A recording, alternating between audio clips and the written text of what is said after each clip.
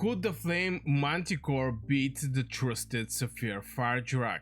And the truth is, fully built Flaming Manticore outdate Sapphire Fire Drag. Yeah, it's actually a surprise to many. Hey guys, welcome back. Let's uncover a pet people underestimate.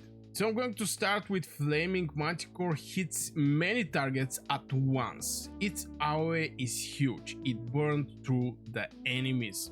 And this is something that I actually noticed when this pet actually coming out dragons is that is doing damage. It deals magic damage to the target legion, damage factor 26 plus 18, determined by the intelligence.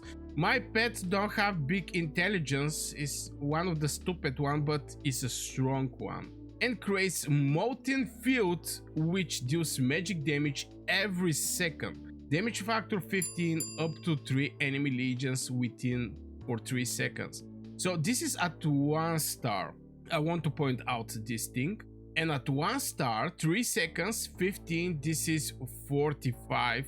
And if you add the damage factor 36, we're talking about something like 80 something, 81 damage factor. This is at 1 star. If I go and open one of my other one, I mean, this is Sapphire Fire Drag, you're going to see it's like 140. This is 3 star. This is a 3 star. I want to point out this thing. This is a 1 star. So the difference is like 50, but this damage factor can get increased. Obviously, it's going to go from damage factor 54 to 91. This is on the single target, but I think the Molten Field, which is dealing magic damage, is 15 to 24, up to 3 legions for 3 seconds.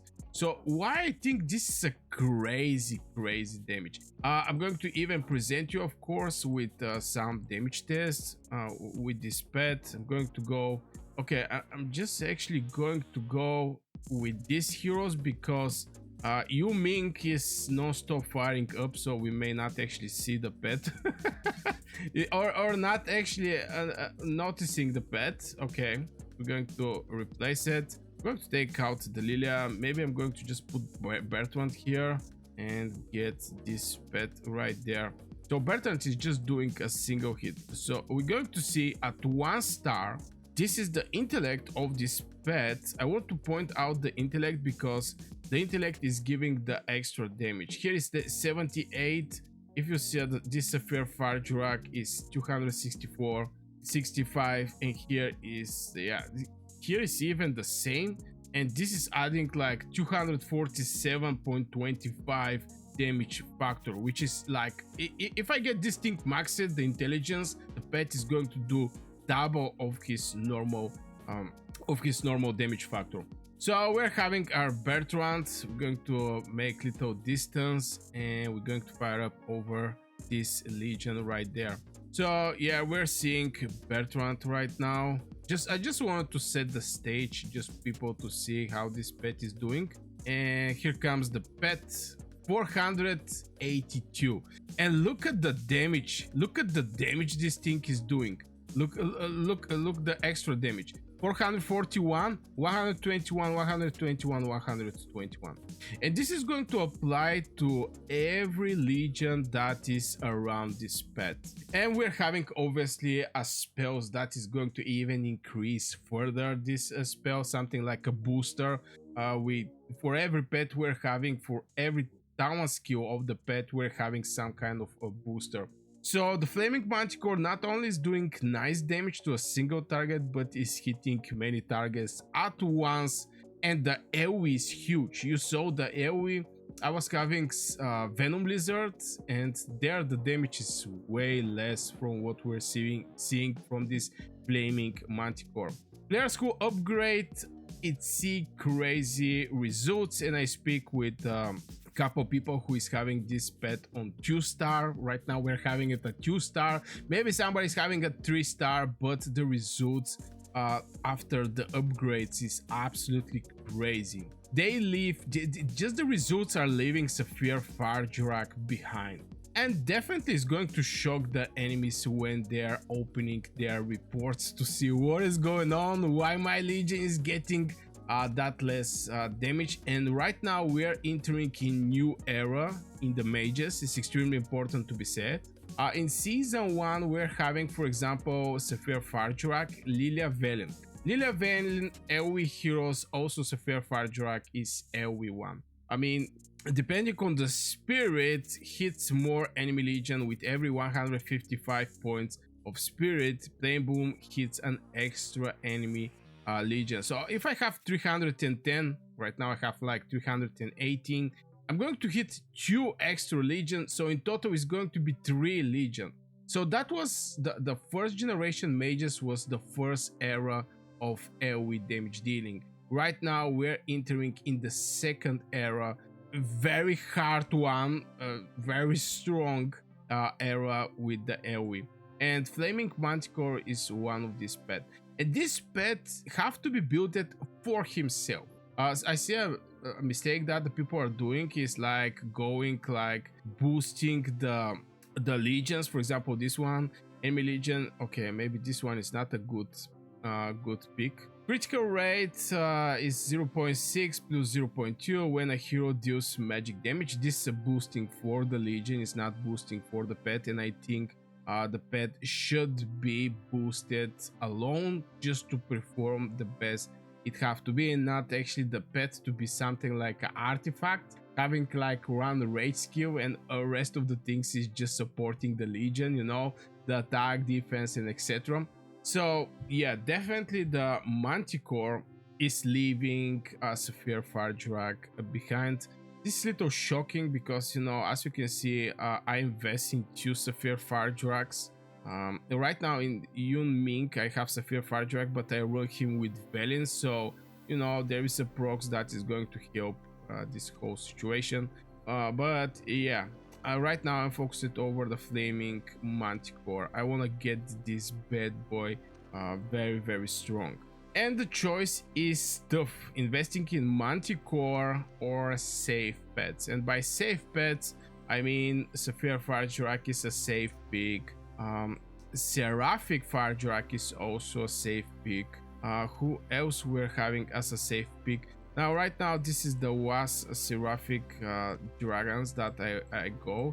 I really want to make this one like 3-star. It's having very nice intelligence, experience, and work. But after him, I'm just going to go for the Flaming Core. Also, Sand Lizard is also a safe pick, let's say it like this. But yeah, at the end of the day, I think the new technology or the new pets is just something that have to be keep it in mind. But still, investing in the pets is expensive, and you definitely must commit when you start investing in one pet, like I commit investing in my Seraphic Farjurak. But still, I really want to gather more data over this pet, but so far from what I see, this pet is just performing absolutely wow. Very, very nice.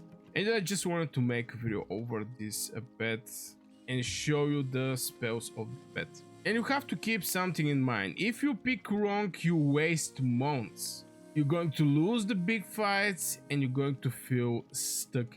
Obviously, losing the big fights is strongly going to depend on your alliance, but if everybody are on same page about the pets, about the heroes, and getting the best practices, you're definitely going to perform absolutely crazy on the battlefield. And you're not going to feel stuck, because let's be honest, I mean, at one point I was feeling stuck. I have awakened heroes, I go on the battlefield and I start seeing not the desired results.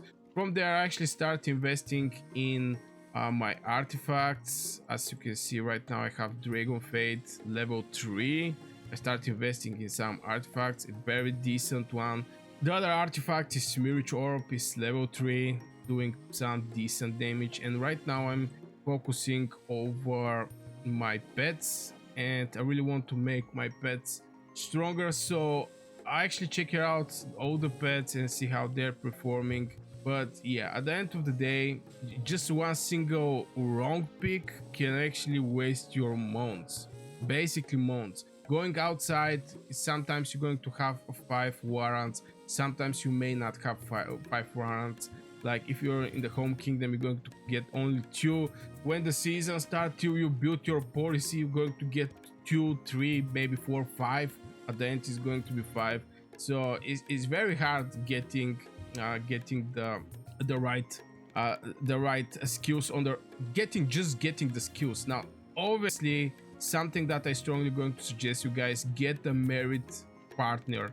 Get a merit partner, get all the skills possible from here, all the skills, and sell them. This one actually give me like 1k pet coins.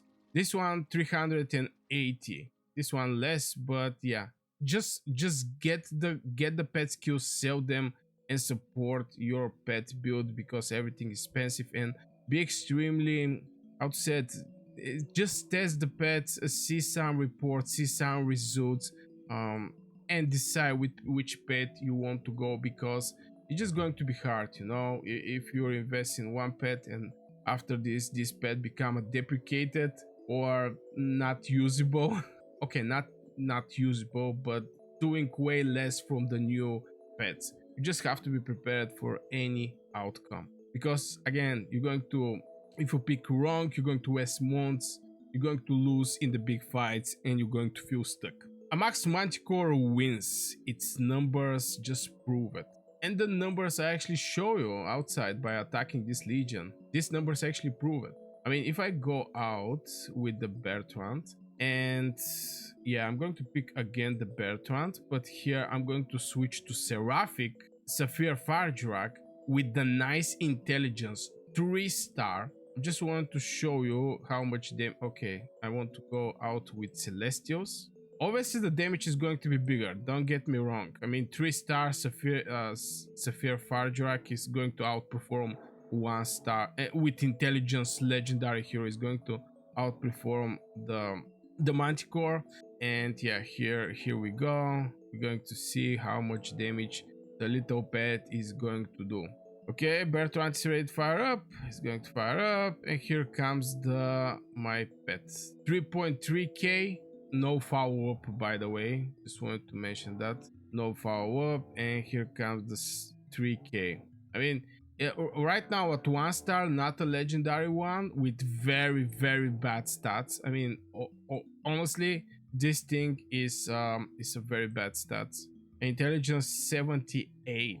Actually, I'm going to go and do some regenerations over this pet, and hopefully we get something good here. I'm going to just go on auto. At this point, I'm going to save this one. Yeah, definitely I'm going to save. Yeah, we're going to lose this thing, but still the intelligence is going to be very nice.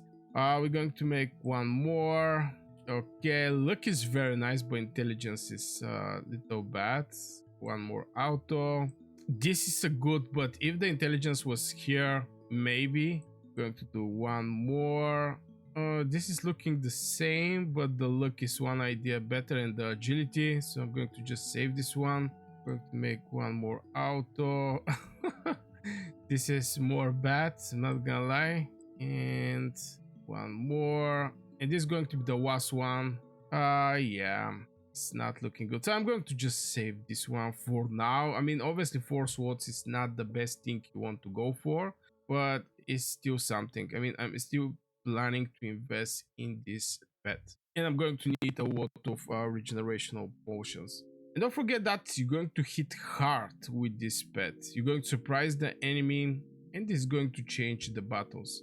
And something that I noticed lately with our fight with Rock, we just go there, we fight like crazy.